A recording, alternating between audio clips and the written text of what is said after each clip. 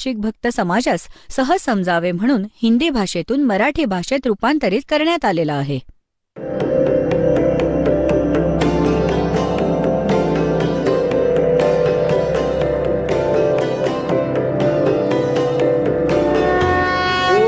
सब ज्ञान डी कबीर ज्ञान सो ज्ञान और जैसे घोड़ा तोब का करता चले मैदान. जगद्गुरु तत्वदर्शी संत रामपालजी महाराजांचे अमृत वचन सर्व पवित्र धर्मांच्या व पवित्र शास्त्रांच्या आधारावर. आता आपण 7व्या अध्यायाच्या 29व्या श्लोकात वाचले की जी व्यक्ती जरा व मरणातून सुटका होण्यासाठी प्रयत्न करते ती त्या तत्ब्रह्मशी आणि सर्व अध्यात्माशी सर्व कर्मांशी पूर्ण परिचित होते. अर्जुनाने विचारले 8व्या अध्यायाच्या पहिल्या मंत्रात तो किम तद्ब्रह्म, की ते तद्ब्रह्म म्हणजे त्या परमात्म्याला जाणण्याने प्राणी केवळ इथून जन्म आणि मृत्यूच्या रोगातून सुटण्याचाच प्रयत्न करतो. ते किम तद्ब्रह्म, ते तद्ब्रह्म कोण आहे? मग गीता ज्ञानदाता 8व्या अध्यायाच्या 3ऱ्या श्लोकात सांगतो तो परम अक्षर ब्रह्म आहे. तर हा गीता ज्ञानदात्यापेक्षा तर अन्य झाला. आता धर्मदासजी तर बिलकुल जसा साप हुंगून गेला ना अशा स्थितीत आले, खूप सुन्न झाले. तर गीता ज्ञानदात्याहून कोणी अन्य भगवान आहे ज्याला जाणल्यानंतर मग संसारातल्या कोणत्या वस्तूचा मोह नाही राहत. मग परमात्म्याने सांगितले की तुम्ही आता 8वा अध्याय वाचला. 8व्या अध्यायाच्या 5 व 7व्या श्लोकात गीता ज्ञानदाता अर्जुनाला म्हणत आहे की तू माझी भक्ती कर, मला प्राप्त होशील. गीताजीच्या अध्याय नंबर 8च्या श्लोक नंबर 8, 9, 10 मध्ये लगेच म्हटले आहे की त्या परमअक्षर ब्रह्मची भक्ती करशील तर त्याला प्राप्त होशील. श्रीमद भगवद्गीता अध्याय नंबर 8च्या श्लोक नंबर 13 मध्ये गीता ज्ञानदाता सांगतो आहे माझे तर एक ओम अक्षर आहे. ओम इति एका अक्षरम ब्रह्म व्याहरण माम अनुस्मरण या प्रयाती त्यजन देहम स याती परमाम गतीम. मज ब्रह्मचा केवळ एक ओम मंत्र आहे, नथिंग एल्स, त्याच्या व्यतिरिक्त कोणताही नाही. आणि जो शेवटच्या श्वासापर्यंत याचे स्मरण करत शरीर त्याग करतो तो परमगतीला प्राप्त होतो.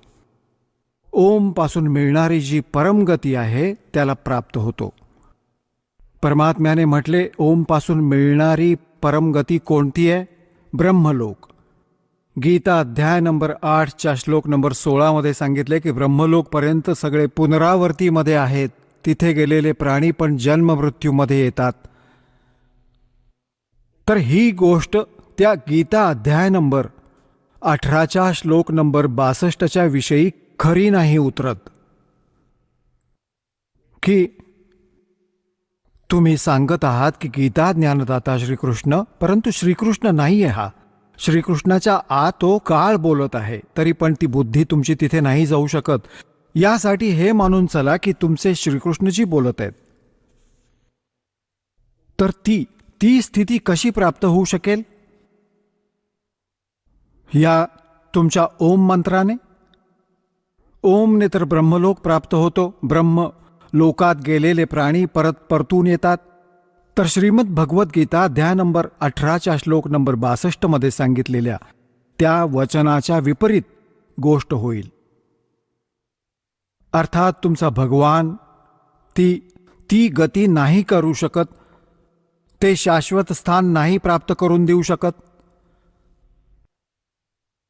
शाश्वत म्हणजे जसे गीतेच्या अध्याय 15च्या श्लोक नंबर 1 पासून 4 पर्यंत 4थ्यात स्पष्ट केले आहे की तत्वदर्शी संतांकडून तत्वज्ञान प्राप्तीनंतर परमेश्वराच्या त्या परमपदाचा शोध केला पाहिजे जिथे गेल्यानंतर साधक कधीच परतून संसारात नाही येत.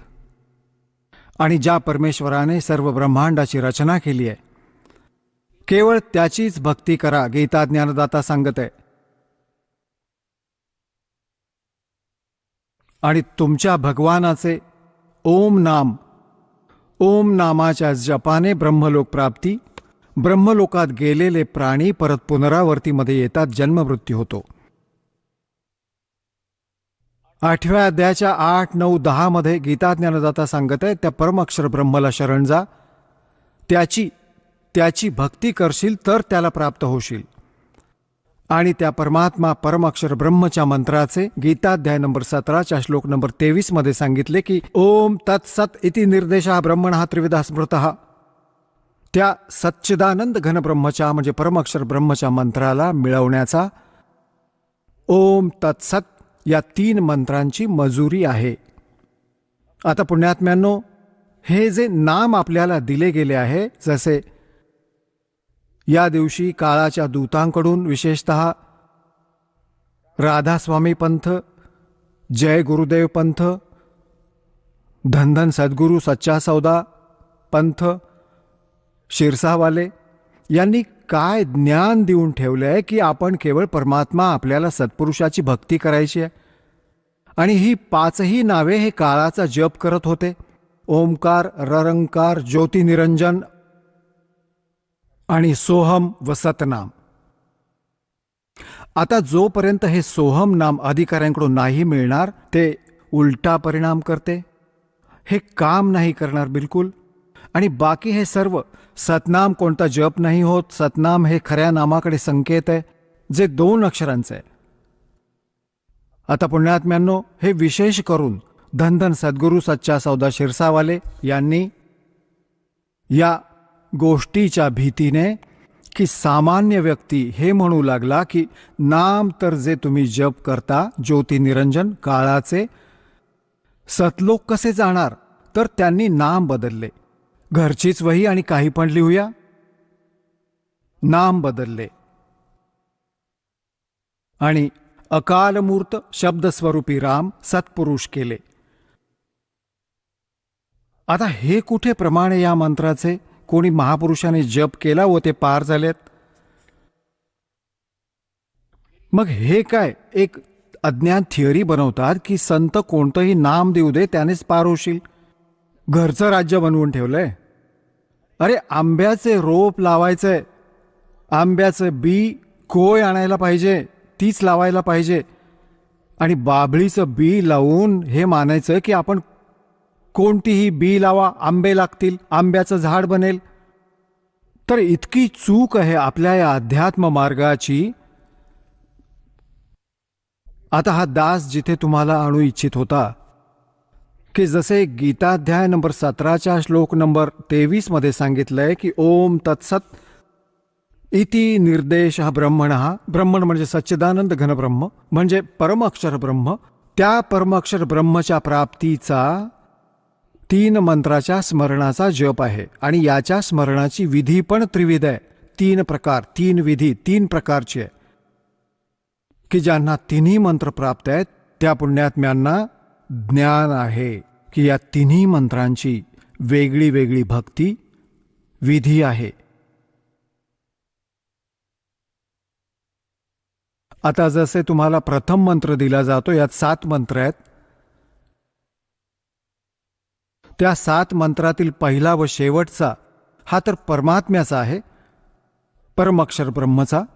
आणि मधले जे मंत्र आहेत ते तुम्हाला या जे इथले प्रमुख आहेत, प्रधान आहेत, या प्रधानांचे 5 प्रधानांचे आहेत.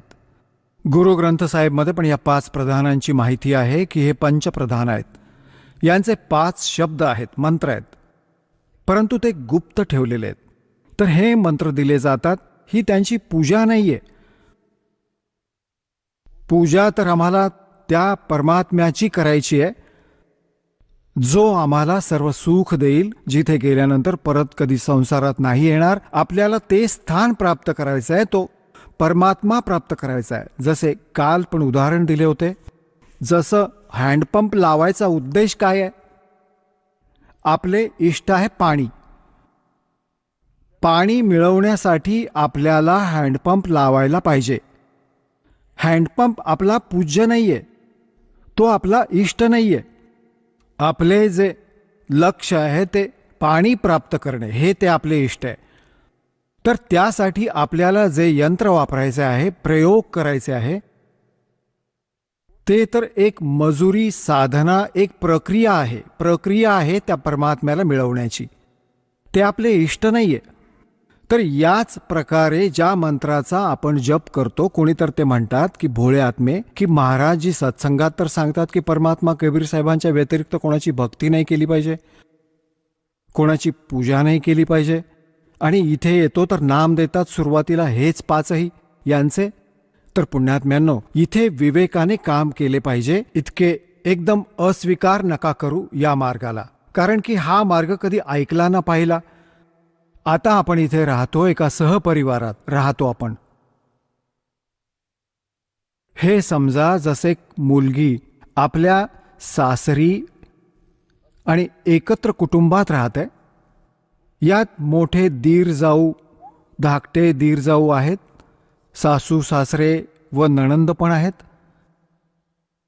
आता ती सगळ्यांचा सत्कार करते, आदर करते, आणि सगळे ते काम जशी तिची कर्तव्य असतात प्रत्येकाच्या आज्ञेचे पालन करत ती सर्व कामे करते. ती आदर सगळ्यांचा करते, सत्कार सगळ्यांचा करते यथोचित. परंतु ती पूजा आपल्या पतीचीच करते. तिची आस्था तिच्या पतीवरच राहते. भलेही कुटुंबात राहताना ती वरून हा विशेष दिखावा नाही करत, परंतु तरी पण तिच्या हृदयात जी जागा आपल्या पतीची आहे, एक पतिव्रता मुलीची, दुसऱ्यांसाठी नाही राहू शकत. तर मग सगळ्यांचा सत्कार करते, अतिथी आले तरी त्यांचा आदर सत्कार करते, आणि सगळ्यांशी मृदू बोलते, गोड व प्रेमाने बोलते. आणि पुण्यात्म्यांनो, तिची आस्था आपल्या पतीमध्येच राहते. अंडरस्टूड आहे हे. आणि जेव्हा ते आपल्या परिवारापासून वेगळे होतात, ते पतिपत्नी, अशी तर एक वेळ येते सर्वांनी वेगवेगळे व्हायचेच आहे.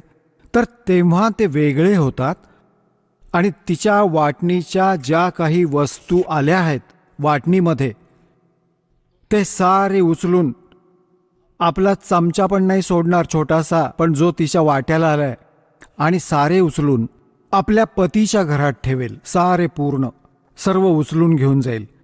तर त्यावेळी तिची कोणतीही आस्था राहत नाही परिवाराच्या अन्य व्यक्तींशी. परंतु ही वेगळी गोष्ट आहे, आदरणीय तरीही आहे. परंतु आता समजले की तिची आस्था कोणामध्ये होती आणि पूजा कोणाची करत होती. तर पुण्यात्म्यांनो, असेच आपण इथे एका एकत्र परिवारात राहतो. हे ब्रह्मा, विष्णू, महेश, गणेश, दुर्गाजी हे आपल्यापासून दूर नाही आहेत. हे आपलेच भाऊ बहीण आहेत. यांनी जन्मजन्मांतरात काही चांगले पुण्य करून हा हुद्दा प्राप्त करून ठेवलाय. आता यांच्याबद्दल आपल्या मनात द्वेष येणं ही मूर्खतेची ओळखच होईल. हे आपले मित्र आहेत. जसे आपण दुसऱ्यांबरोबर सर्वांबरोबर प्रेमाने राहतो, तर असेच हे आपले एक प्रधान आहेत इथले. यांना काही एक शक्ती देऊन ठेवली आहे, एक नियंत्रक शक्ती, आणि ती आपल्याला इथल्या सर्व सुविधा आपली जी लिहिली आहे आपल्या कर्मात, ते हेच प्रदान करतात. तर यासाठी यांची ही पूजा नाहीये. हे एकत्र कुटुंबात आपण आपली मजुरी करत आहोत, आणि जेव्हा आपण इथून निघू तेव्हा आपल्याला या सर्व भगवानांकडून नो ड्यूज सर्टिफिकेट घ्यायला लागेल, या सर्व साहेबांकडून.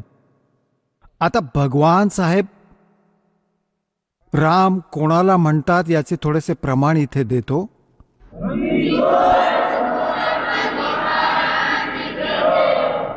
जसे एक तहसीलदार आहे, त्याला पण साहेब म्हणतात, आणि SDMला पण साहेब म्हणतात, तर आणि DC ला पण साहेब म्हणतात, कमिशनरला पण साहेब म्हटले जाते, मंत्र्यांना पण साहेब म्हणतात, मुख्यमंत्र्याला पण साहेब म्हणतात, आणि प्रधानमंत्र्याला पण साहेब म्हणतात, राष्ट्रपतींना पण साहेब म्हणतात. हे सर्व साहेब म्हणूनच ओळखले जातात. परंतु या साहेबांच्या शक्तीत दिवस व रात्रीचं अंतर असतं. खरे साहेब कोण आहेत? आपल्या देशाचे राष्ट्रपती. ते वास्तवात ते साहेब आहेत, म्हणजे सगळ्यांचे मालक आहेत. तर अशाच या अन्य जितक्या पण पदपोस्ट आहेत, श्री गणेशजींची, श्री विष्णूजींची, श्री ब्रह्माजी, श्री शिवजी, दुर्गाजींची, श्री दुर्गाजी देवींची आणि ब्रह्माजींची, हे पण भगवान साहेब म्हटले जातात. परंतु या प्रकारे यांची तुलना करणे हे किती मोठे साहेब आहेत. श्री ब्रह्माजी रजोगुण विभागाचे मंत्री एका ब्रह्मांडात, श्री विष्णूजी सत्वगुण विभागाचे मंत्री या एका ब्रह्मांडात, आणि तिन्ही लोकांवर यांची ही सत्ता आहे. हे विभागीय मंत्री आहेत. आणि तमोगुण विभागाचे भगवान शंकरजी. तर हे तर फक्त एका ब्रह्मांडात तिन्ही लोकात मालक आहेत, ते पण एका विभागाचे.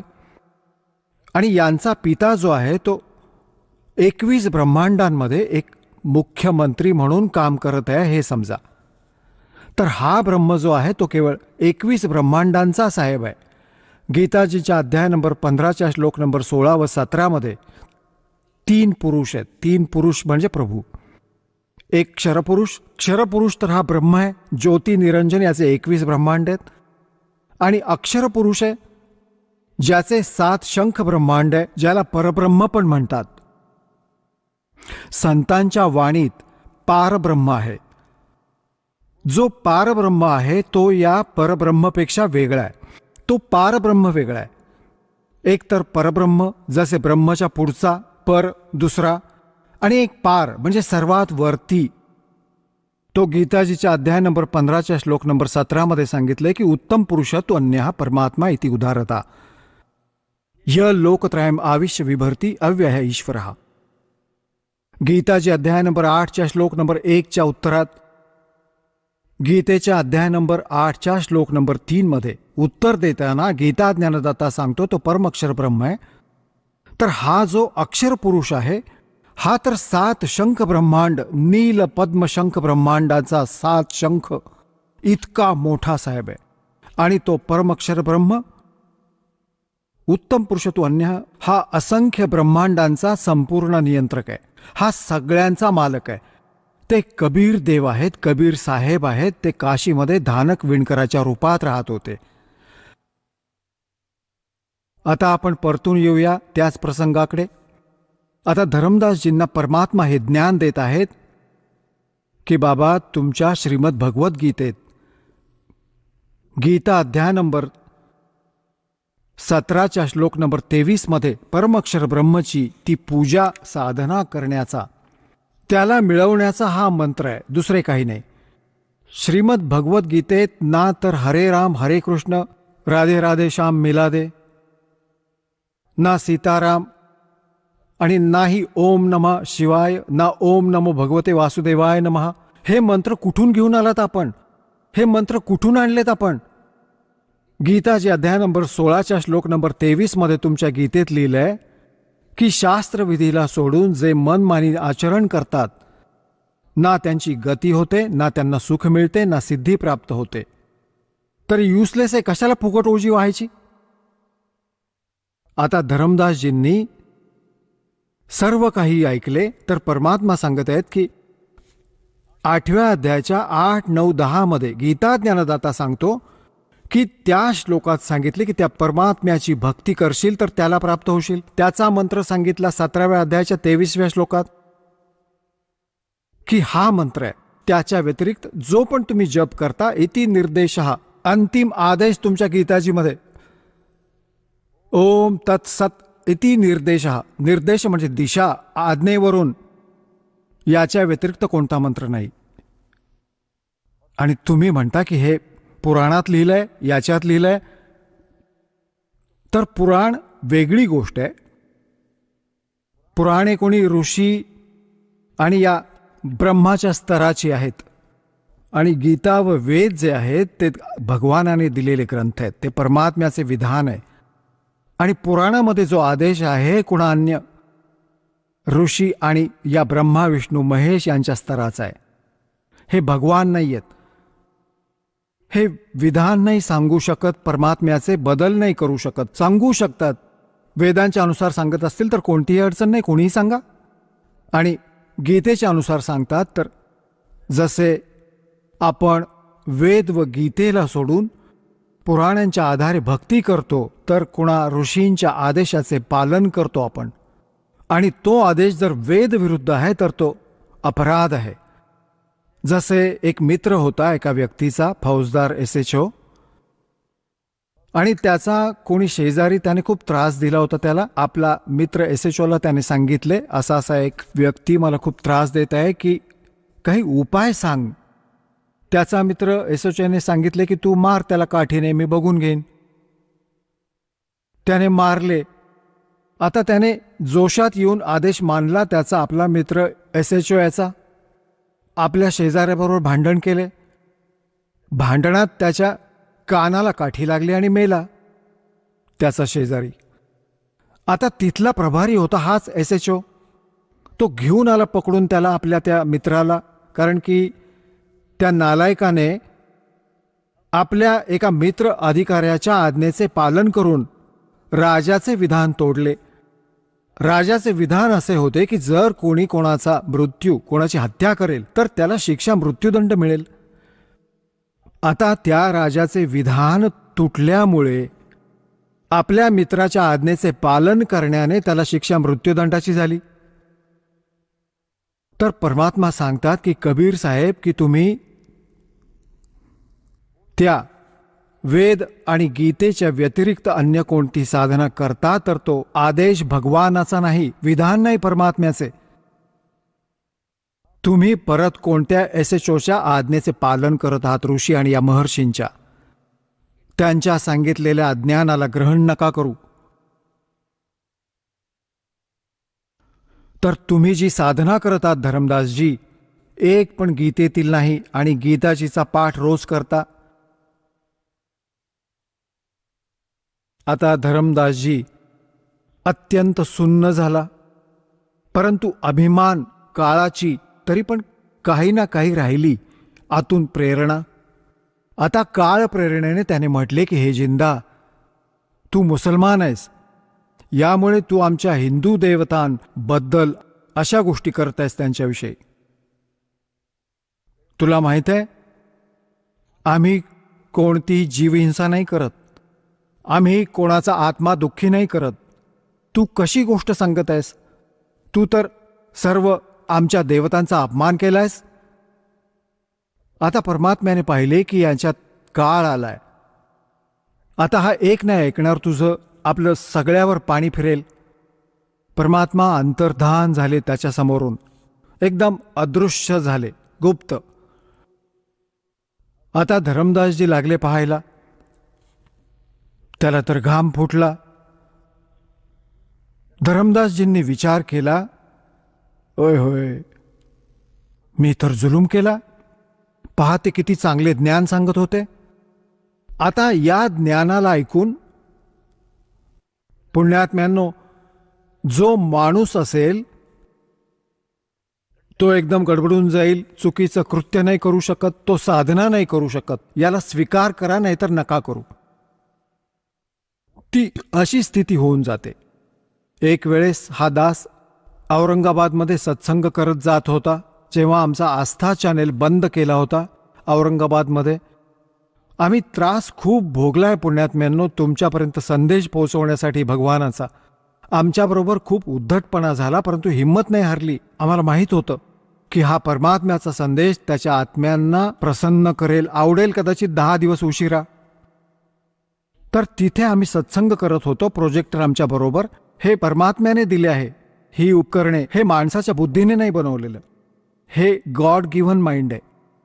कारण माझी मुले सहजपणे या सद्ग्रंथांना समजू शकतील, वाचू शकतील. तुम्हाला शिक्षण द्यायचा काय उद्देश होता? 3 युगे होऊन गेली, कधी शिक्षण दिले नाहीस परमात्म्याने. शिक्षण तर बेईमान बनवते, परंतु थोडेसे बेईमान बनवणे याकरता आवश्यक वाटले की हे चांगल्या प्रकारे दुधाने पोळलेले लस्सी पण फुंकून फुंकून ग्रहण करतील कायमसाठी. चिकटून राहतील माझ्यासोबत.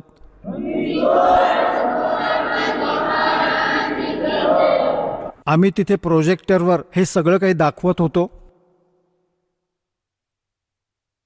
आता ते बुद्धिमान लोक, जवळपासच थोडेसे भक्त येत असतात, संगत 200-400 मुश्किलीने, आरामात. खूप सगळं प्रोजेक्टरवर दिसत होतं साफ.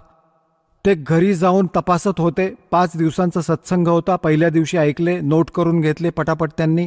घरी जाऊन तपासले, कारण घरोघरी ठेवले सगळ्यांच्या गीता आणि हे पुराण. त्यांना फसगत झाल्याचं जाणवलं. दुसऱ्या दिवशी आले, परत विचार केला त्यांनी, नाम घेऊया. नाम घ्यायला जेव्हा विचार केला तर त्यांना नियम सांगितले. ते म्हणू लागले, श्राद्ध तर आम्ही जरूर काढू, अस्थी तर आम्ही अवश्य उचलू. ही काही गोष्ट झाली? हे नियम तर आम्ही नाही पाळू शकत. नियम नाही पाळू शकत तर आम्ही नाही मंत्र देऊ शकत.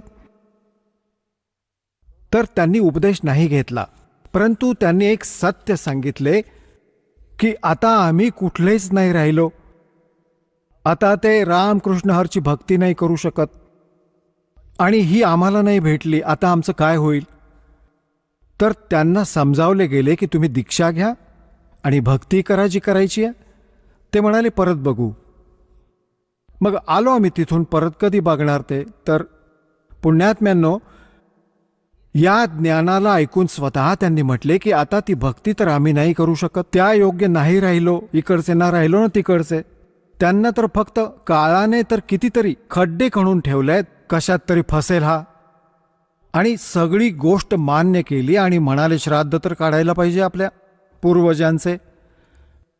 आता इतका वेळ असत नाही की या सर्व विषयांवर त्याला थोड्याशा वेळात समजावू शकू. तर त्यासाठी सर्व ज्ञान हे अध्यात्म ज्ञान तुम्हाला समजले पाहिजे, राहून राहून ऐकले पाहिजे, तर तुमची गोष्ट पक्की होऊन जाईल. तर सांगायचा भाव हा आहे की या ज्ञानाला ऐकून जो जराशी बुद्धी ठेवत असेल, इतर साधना नाही करू शकत या पृथ्वीवर, तर मग काय झाले धर्मदास जींनी? आता ना तर ती भक्ती करू शकत होता, आपली जे घेतले होते कागदपत्र सगळे ठेवून दिले ठरवून. आता म्हणाले काय करू यांचे, हा मंत्र गीतेत नाही आणि आपण तर हेच रटत आहोत. आता रात्री झोपला आणि रडे आतल्या आत की हे भगवान, आता कुठून तरी तो संत साधू परत येऊ दे. हे दाता, मी तर मुळीच वाद नाही घालणार, विवाद नाही करणार. आता काय करू? मी तर पूर्णतः ठगलो गेलोय. माझे तर सगळेच लुटले गेले. ही भक्ती तर करायची अजिबात इच्छा नाही होत. पूर्ण रात्र अशीच कूस बदलत बदलत वेळेवर उठला. आता त्याने विचार केला, जेवण बनवू. उठल्यानंतर जेवण बनवण्यापूर्वी पहिले लिंपणे, पुसणे, क्रियाकार्य, पूजेची सर्व सामुग्री गोळा करत असे. पोळी बनवू लागला वेळेवर उठून. आता काय करू सांगा, अजून तर काही काम राहिलं नाही. आता जेवण बनवण्यासाठी जंगलातून लाकडे तोडून आणून ठेवली होती संध्याकाळी. सकाळी वेळेवर म्हणजे सूर्य उदय होण्याच्या आधी लाकडे पेटवली. एक मोठे लाकूड, अन्य सहयोगी लाकडे लावून चूल पेटवली, अग्नी लावला, प्रज्वलित केला. आपले जेवण बनवले, भाजी बनवली, मग पोळी बनवली. हळूहळू ते लाकूड जळत जळत चुलीजवळ आले, मागचा भाग त्याचा. तोपर्यंत सूर्य उदय होऊ लागला. प्रकाश खूप चांगला झाला. आता त्याची दृष्टी कुठे गेली? त्या मोठ्या लाकडाच्या मागच्या भागाकडे, टोकावर. ती पोकळ होती, आतून पोकळ होते आणि त्याच्यात मुंग्या होत्या. मुंग्या आपली अंडी घेऊन घेऊन बाहेर पडत होत्या आणि त्या लाकडाच्या मागच्या भागावर काही अर्धवट ओले असल्यामुळे, जळाल्यामुळे एक तरलसा पदार्थ तेलासारखा उकळत होता. त्याच्या मागच्या भागावर एक थोडेसे अर्धवट ओले लाकूड असेल थोडे बहुत, तर त्याचा एक असा तरल पदार्थ मागे उकळत होता, मागच्या भागावर उकळत राहतो. आता तर पुढे अग्नी चालू होता. बाहेर निघायचा प्रयत्न करतात तर त्यावर पडून पडून तिथे जळत आहेत, पटपट मरत होत्या. आता त्याचे लक्ष गेले, ए तेरी की जुल्म केला. ओ हो, हे तर मोठे घोर पाप झाले. भक्त दयाळू असतात, आता त्याने विचार केला, हे भगवान, आज तर अनर्थ झाला. इतकं पाप आयुष्यात कधी पाहिलं नाही. हे इतकं लांब लाकूड होतं, यात तर माहीत नाही 1,00,000 जळाल्या, 50,000 जळाल्या. हे भगवान मुंग्या. आता त्याने पटापट ते पाणी विझवलं, पाणी टाकून ते लाकूड तर, आणि विचार केला की या पापाच्या अन्नाला मी नाही खाणार, या पापाच्या भोजनाला मी नाही खाणार, कोणत्या तरी साधू संताला खाऊ घालीन. या उद्देशाने सर्व भोजनाला घेऊन थाळीत ठेवून चालू लागला. कारण की मथुरेच्या आजूबाजूला हे भक्त साधू संत फिरतच असतात. त्यावेळी परमात्म्याने हिंदू साधूचे रूप घेतले. लाल कपडे आपल्यावर अंगात घातले आणि हिंदू धर्माचे लोक अशाच लोकांना साधू मानतात. धर्मदासजींनी पाहिले की समोर एक महात्मा बसलाय. त्याच्या जवळ गेले आणि म्हटले की महात्माजी भोजन घ्या. परमात्म्याने म्हटले, ठेव धर्मदास, भूक लागलीये बाबा. आता धर्मदासजींनी पाहिले, हा माणूस मला कसा ओळखतो. लक्ष दिले की कुठेतरी पाहिलेय, परंतु वेश बदललाय भगवानाने. विचार केला, मी भंडारे करत राहतो, कधी आला असेल भंडाऱ्याला महात्मा धर्मयज्ञामध्ये. तर म्हटले, महाराज भोजन का. म्हटले, ठीक आहे बाबा. आता परमात्मा कबीरजींनी काय केले, तांब्यामध्ये पाणी ठेवले होते आपल्याजवळ, त्यातील पाणी घेतले, ओंजळीमध्ये एक मंत्र पुटपुटला आणि पूर्ण अन्नावर शिंपडले. जितके काय भोजन होते सगळ्यावर शिंपडले, शिंतोडे मारले.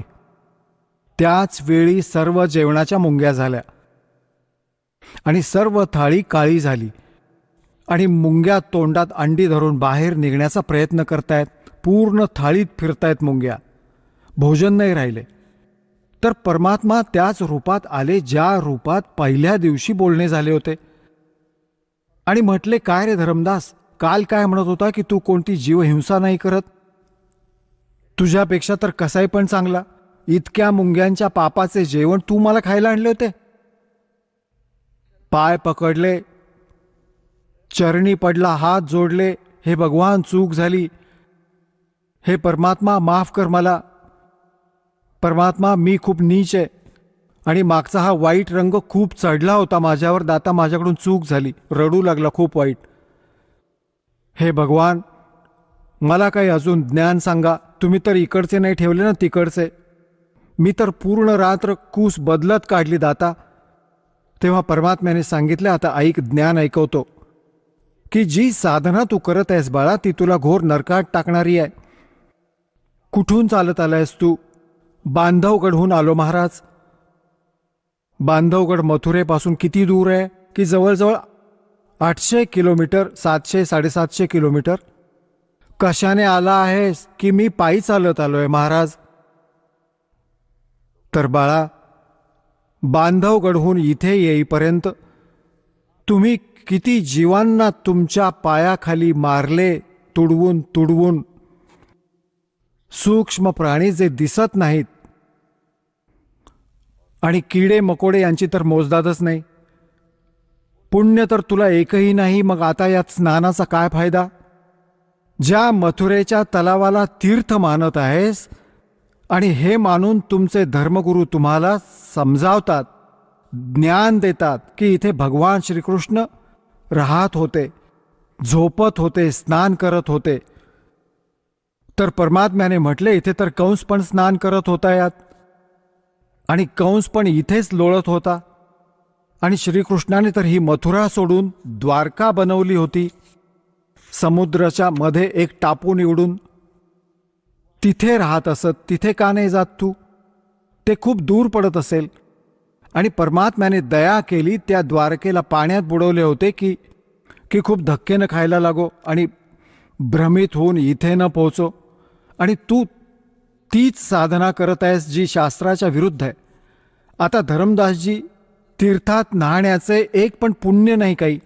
मग तीर्थाच्या विषयी सांगितले की याला तीर्थ तुम्ही मानले कारण श्रीकृष्ण इथे स्नान करायचे, राहायचे या तलावाच्या आसपास. आणि अन्य तीर्थांचे पण ऐक. आणि दुसरे धाम कसे बनले, ही मंदिरं कशी बनली. जसे अमरनाथाचे मंदिर जिथे तुम्ही मोक्ष उद्देशाने जाता भोळ्या आत्म्यांनो.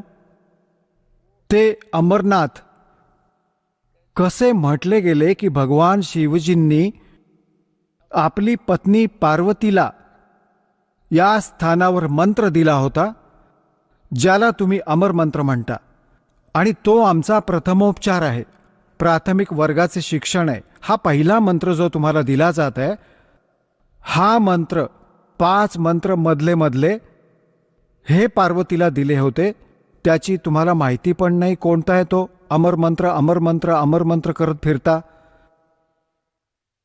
आणि त्या स्थानावर भगवान शिवनी पार्वतीला नाम दिले होते, ज्या कारणाने तिने पूर्ण आस्थेने जप करून आणि जितके अमरत्व प्राप्त झाले ते प्राप्त केले. ते किती आहे की जोपर्यंत शिवजी भगवानचा मृत्यू नाही होणार, पार्वती त्याच्या बरोबर राहील. त्याच्या आधी ती 107 वेळा जन्मली आणि मेली होती. आता पुण्यात्म्यांनो, तिथे आता नाही शिवजी कोणता मंत्र देतात तुम्हाला आणि नाही कोणती दुसरी स्थान व्यवस्था, तर ते नाम अमर मंत्र पूर्ण गुरूंकडून तुम्हाला जिथे मिळेल. धर्मदास, जर तुम्हाला तो मंत्र कुठेही मिळू शकला असता तर त्या प्राण्यासाठी तुमच्यासाठी ते स्थान अमरधाम आहे. ते अमरलोक अमरधाम आहे. अमरनाथचे स्थान ते आहे. त्याकरता जसे तुम्हाला या बरवाला आश्रमामध्ये मिळतो मंत्र, तर तुमच्यासाठी हे आहे तीर्थ. हे बरवाला मोठे तीर्थ आहे. परंतु जसे क्रौंथा आश्रमात ज्यांनी मंत्र घेतला होता, तर त्यांच्यासाठी तो क्रौंथा आहे ते अमरधाम.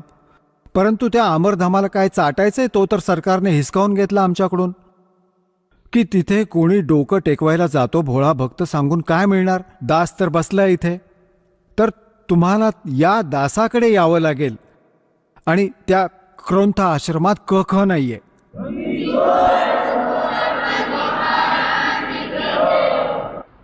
तर अशा प्रकारे त्यांना समजावून मग सांगितले. धरमदासजी म्हणू लागले, महाराज, माझा पूर्णतः आत्मा घाणेरड्या रंगात रंगला होता. अज्ञानाने तुम्ही मोठी दया केलीत, माझे डोळे उघडलेत. मग परमात्म्याने सृष्टीरचना ऐकवायला सुरुवात केली. आता काळ तरी पण आत घुसलेलाच राहतो. धरमदासजींनी म्हटले, महाराजजी, एक गोष्ट सांगू? म्हणाले, सांग बाबा. एक प्रश्न विचारू? हो, विचार. तुम्ही तर म्हणता की रामकृष्ण म्हणजे विष्णूजी काही नाही करू शकत. हे भगवान, एकदा मोरध्वज राजाचा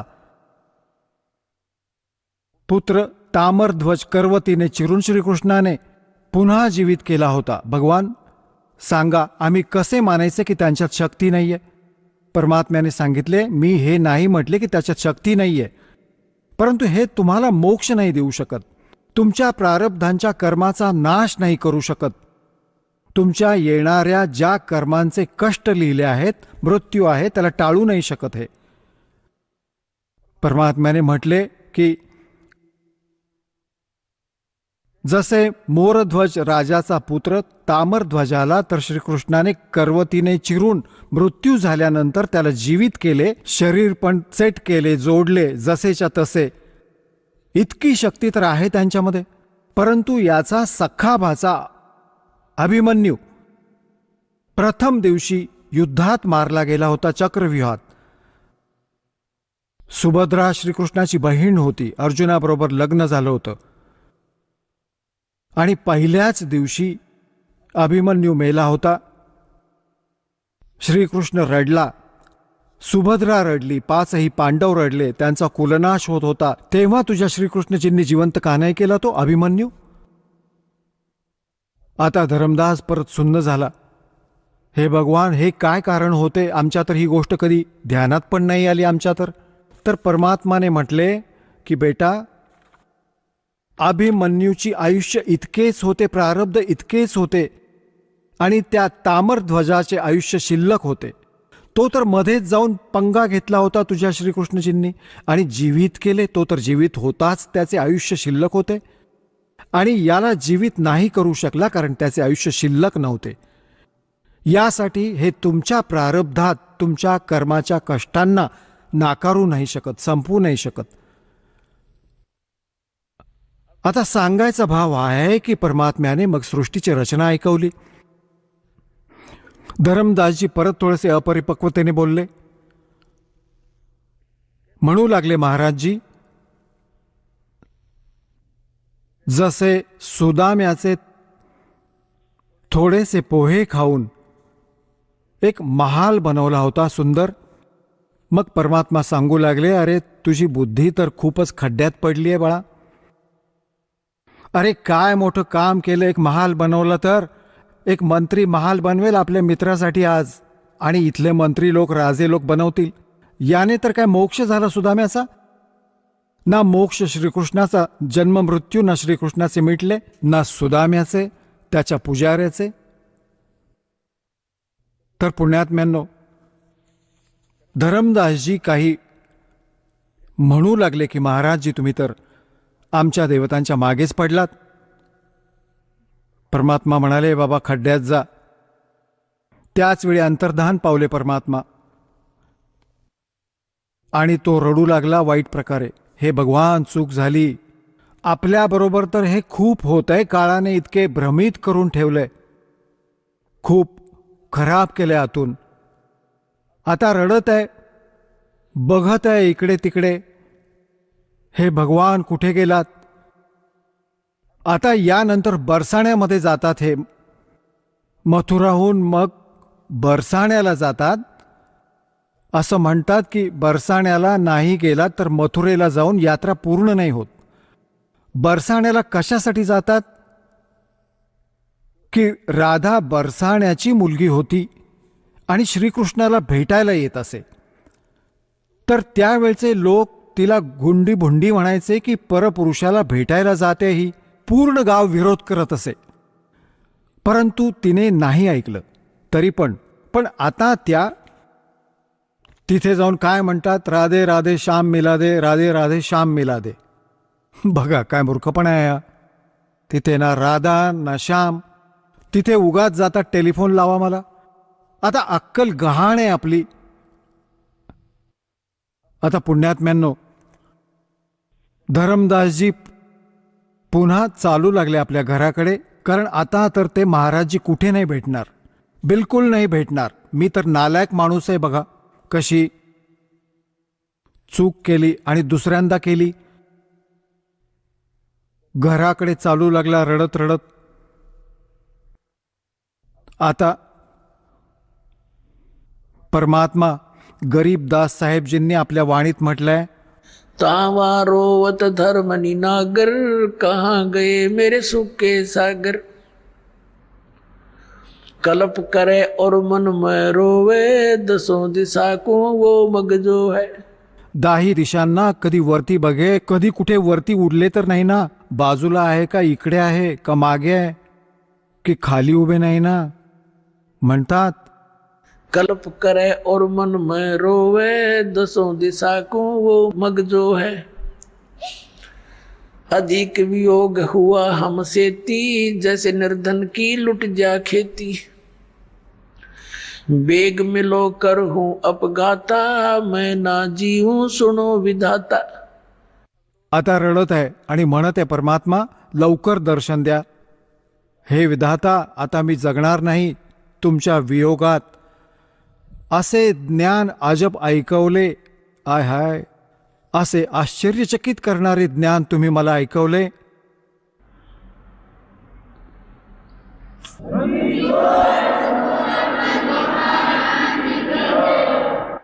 आता रडत रडत घरी आला. सगळा शर्ट अश्रूंनी भिजला होता.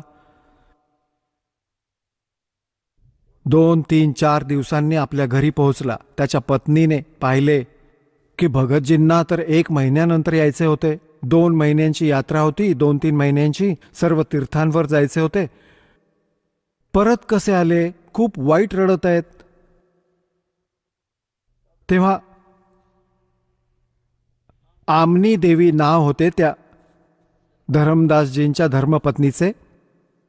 तिने म्हटले, काय झाले भक्तजी, कसे परत आलात? तो ऐकत नव्हता. तो तिच्या बोलण्याचे उत्तर नव्हता देऊ शकत. तो रडत होता खूप वाईट. इतके आतून हृदय भरभरून येत होते त्याचे. शब्दच फुटत नव्हता आणि आपल्या घराच्या मध्ये जाऊन आणि खोलीत जाऊन जमिनीवर पडून खूप वाईट रडत होता, जसे कोणी स्वजन मेले आहेत.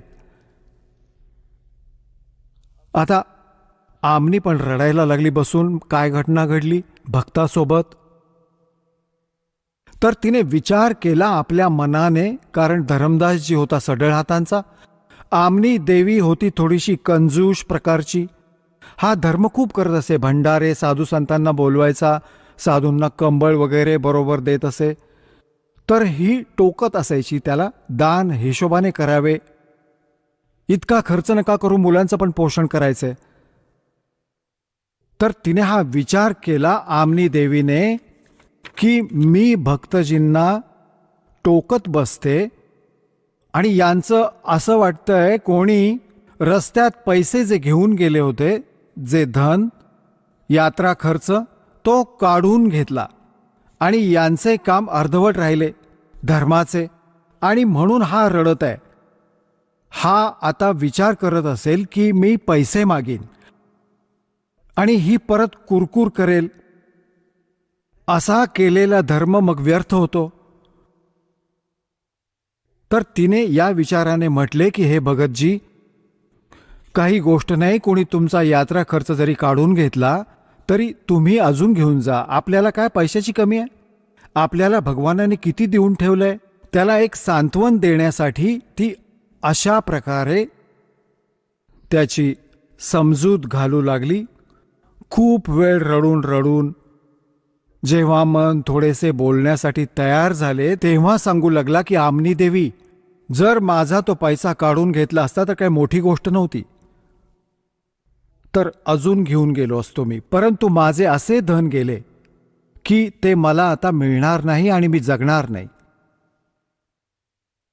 तर ती विचारू लागली असे कोणते धन होते? तर त्याने रडत रडत सर्व गोष्ट सांगितली, जी परमात्म्याने सांगितली होती.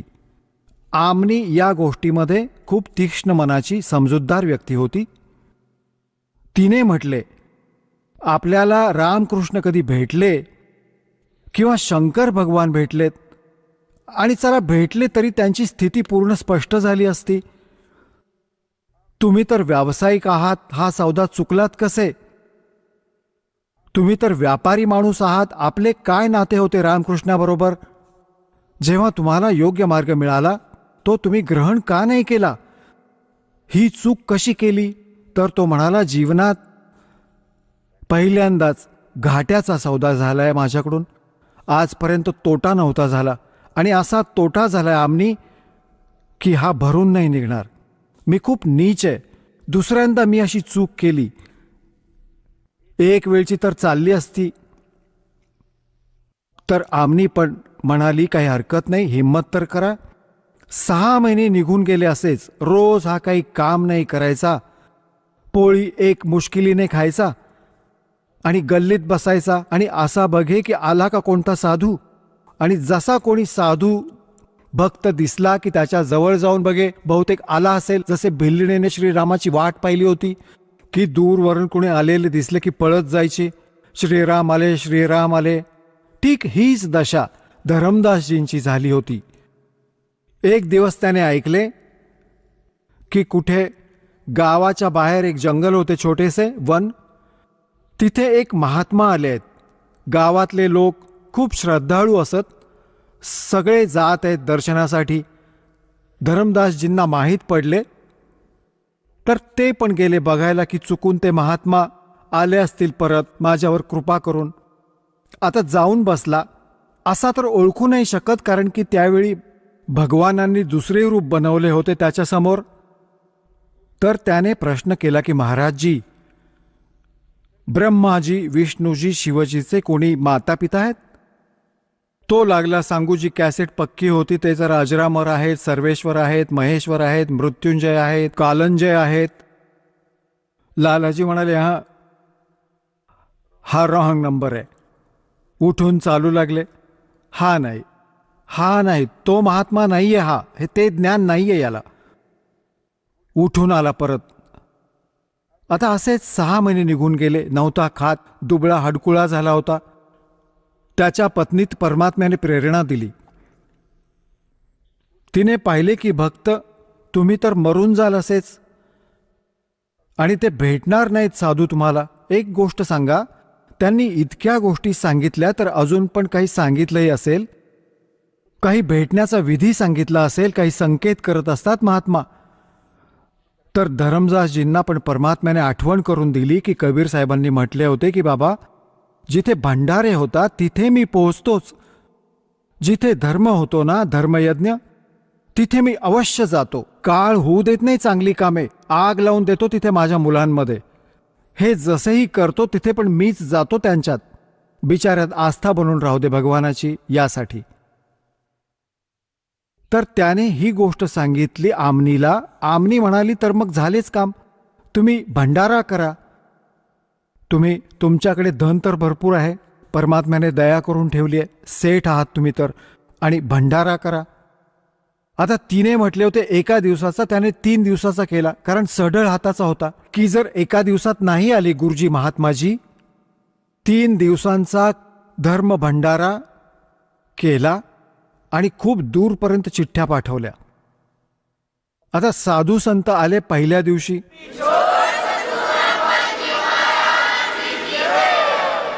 चला आता आपण त्या श्रद्धाळूंचे अनुभव जाणून घेऊयात, ज्यांनी जगद्गुरू तत्वदर्शी संत रामपालजी महाराजांकडून दीक्षा प्राप्त केलेली आहे, तसेच त्यांच्याद्वारा सांगितलेल्या भक्ती मार्गावर चालत आहेत.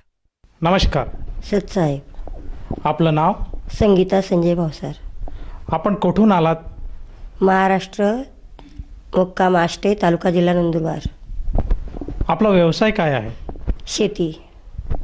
संत रामपालजी महाराजांची गुरुदीक्षा आपण कधी घेतली? 23 जुलै 2014. संत रामपालजी महाराजांची गुरुदीक्षा घेण्या अगोदर आपण व आपला परिवार कोणती भक्ती साधना करत होतात? सर, महाराष्ट्रामध्ये प्रचलित जी देवी देवतांची, सर्व देवी देवतांची भक्ती करत होतो. सर्व प्रकारच्या उपासना करत होतो. लक्ष्मीचे आणि संतोषी माताचे व्रत करत होतो. पंढरपूरची यात्रा केली. तसेच आम्ही 3.5 शक्तिपीठही पूर्ण केले. आणि आम्ही सर्व देवी देवतांची भक्ती करून एवढे थकलो होतो की आम्हाला त्याच्यामध्ये काहीच लाभ भेटत नव्हता आणि आपण जी भक्ती करत होतो त्याच्यातून समाधानही वाटत नव्हते. जसं आपण सांगत आहात की आपण महाराष्ट्रामध्ये जी प्रचलित भक्ती साधना आहे ती भक्तिविधी आपण करत होतात, परंतु त्यात आपल्याला कुठल्याही प्रकारचं समाधान मिळत नव्हतं. तर मला असं विचारायचं आहे की संत रामपालजी महाराजांचं जे ज्ञान आहे, जे तत्त्वज्ञान आहे, त्याच्याबद्दल आपल्याला माहिती कशी मिळाली आणि आपण त्यांच्या शरणात कसे आलात?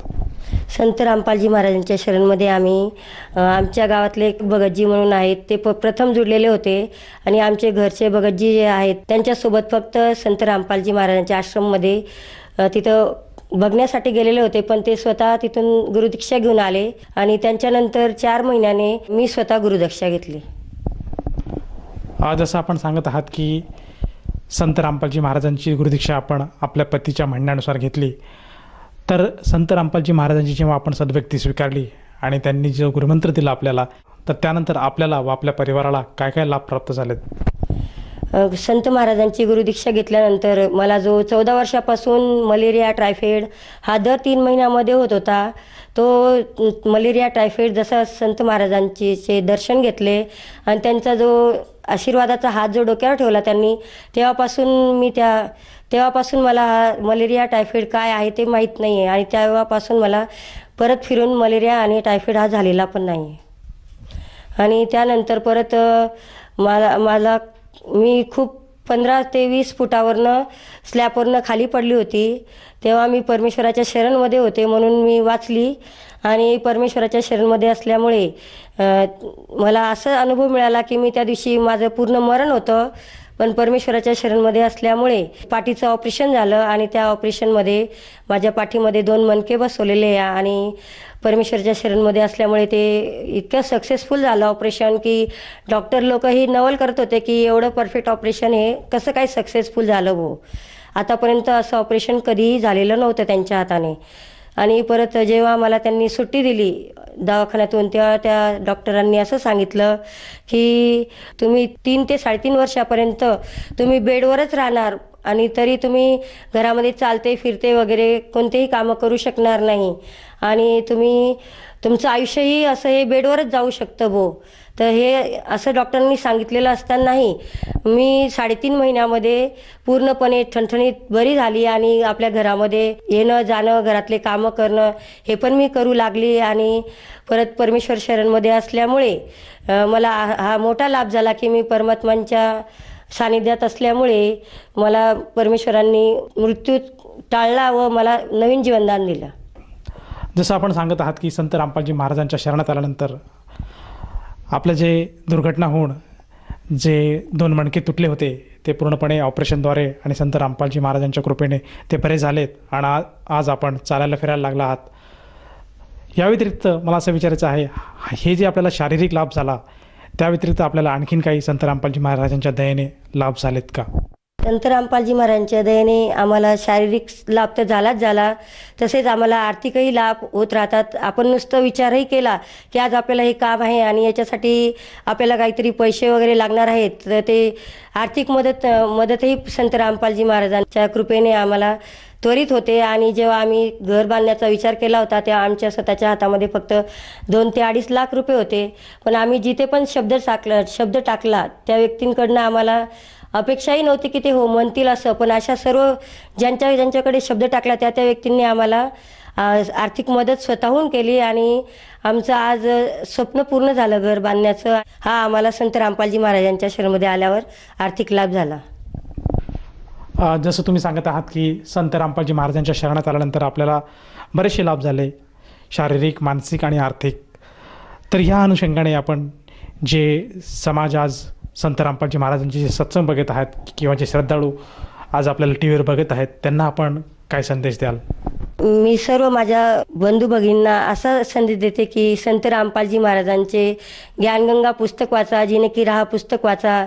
त्यांचे जे प्रवचन चालतात ते पण तुम्ही बघा आणि त्याच्यातून जो आपल्याला ज्ञान मिळेल त्या ज्ञानाच्या आधारावर परमेश्वराशी जर आपण जुडलो तर आपण कधीही परमात्मांच्या शरणमधून हे होणार नाही. जर कोणा व्यक्तीला संत रामपालजी महाराजांची नामदीक्षा घ्यावायची असेल तर ती व्यक्ती नामदीक्षा कशी घेऊ शकेल? संत रामपालजी महाराजांशी कार्यक्रम हे TV चॅनलवर चालू असतात. त्या TV चॅनलवर खाली पट्टी चालते, त्या पट्टीवर मोबाईल नंबर्स असतात. त्या मोबाईल नंबरवर तुम्ही कॉन्टॅक्ट करून किंवा संदेश पाठवून तुम्हाला पुस्तकंही ज्ञानगंगा जिनके राहा हे पुस्तकंही फ्री मिळतात. व तसंच आपल्याला जर ज्ञान समजल्यानंतर आपल्याला गुरुदीक्षा घ्यायची इच्छा जर राहिली तर आपण त्या फोन नंबरवर कॉन्टॅक्ट करून आणि आपल्याला ते जिथे नामदीक्षा घ्यायची असेल ते सर्व आपल्याला माहिती मिळते आणि आपण त्या माध्यमातून परमेश्वराची नामदीक्षा घेऊ शकतो. जसं आपण सांगत आहात की संत रामपालजी महाराजांच्या दयेने आज महाराष्ट्रामधील प्रत्येक जिल्ह्यामध्ये नामदान केंद्राची सुविधा उपलब्ध आहे आणि जर श्रद्धाळू ज्याला नामदानाची इच्छा असेल तो श्रद्धाळू तेथे जाऊन नामदीक्षा घेऊ शकेल. परंतु मला असं विचारायचं आहे की जेव्हा तो श्रद्धाळू त्या नामदीक्षा घेण्यासाठी त्या स्थळावर जात असेल तर त्या स्थळावर त्या नामदीक्षेसाठी त्या श्रद्धाळूला किती रुपयांची मागणी केली जाते? माझ्या अनुभवानुसार तर मला एकही पैसा लागलेला नाही आहे. नामदीक्षेसाठी कोणत्याही माध्यमातून पैसे वगैरे घेतले जात नाही. धन्यवाद. सतसाहेब.